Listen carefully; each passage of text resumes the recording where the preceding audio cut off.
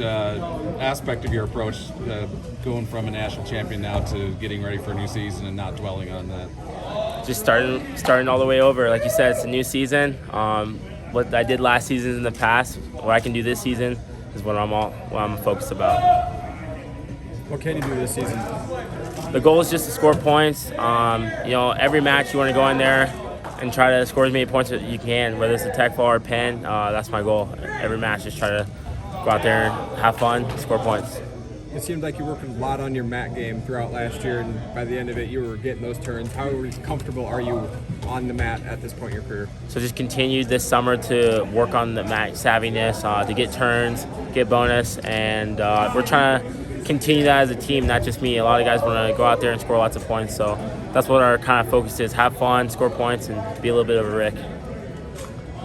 As a returning national champion, do you feel is there more pressure or expectation, however you want to put it, to be more of a team leader this season, or is that something you've always kind of done? Definitely want to be, I always wanted to be a leader before even winning a national title. I just want to try to help the team as much as I can, encouraging the guys. They're all my brothers. We're a family here at Iowa State. That's something that we've kind of embodied, just having that family, that brothership. So I think my job is just to encourage them like I would a brother, and yeah. What have you been kind of doing to bring these guys along with you? Just trying to set the example as far as just coming in for extra workouts. And they already, these guys work really hard. They already come in for that. So just encouraging them to do it, bringing them along whenever I'm doing extra workouts or any type of mental stuff, things like that. Have you noticed, is there a little bit more of a buy-in when, they see you do what you did last year and it's like, oh, hey, like if we do this, those can be the results? Yeah, I think when you see something like that, I think it motivates the guys as far as like, man, he's in our room grinding with us. If he can do it, I can do it. There's always that, once you see it, it's just that much more attainable. It's real when someone on your team does it.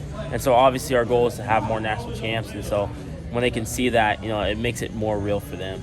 How much does last year's results, does it change your level of confidence or have the way that you kind of entered this season knowing what you were able to do last year? I think it gives me a little bit more confidence, but I kind of just at the same level. I stayed pretty level on where I think where I'm at, and I believe I can do big things, but I just take it one match at a time. I don't really look too much ahead, and I really just focus on having fun, smiling, and just wrestling. What have you seen from Ramazan? What's kind of the next steps for him, you think? He's a beast. That's my roommate, so I see all the little things he does. He's disciplined. He goes to sleep at the same time, eats the same food.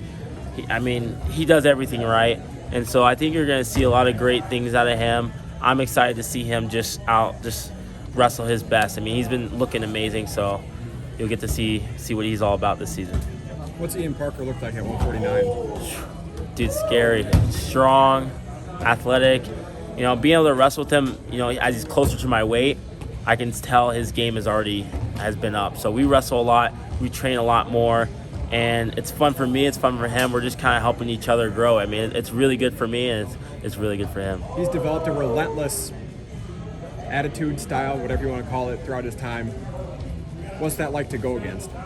Well, he doesn't get tired until next week. And so that's good for me because that pushes me. When I got here, he was always a hard worker in the room, and I tried to emulate that. I watched him work hard and push himself until he couldn't anymore. And that type of mentality I kind of got from him, and I try to emulate, working hard until you just can't walk out of the room, and that's what he does every day. And so he motivates me in that factor, and we kind of just push each other in those ways.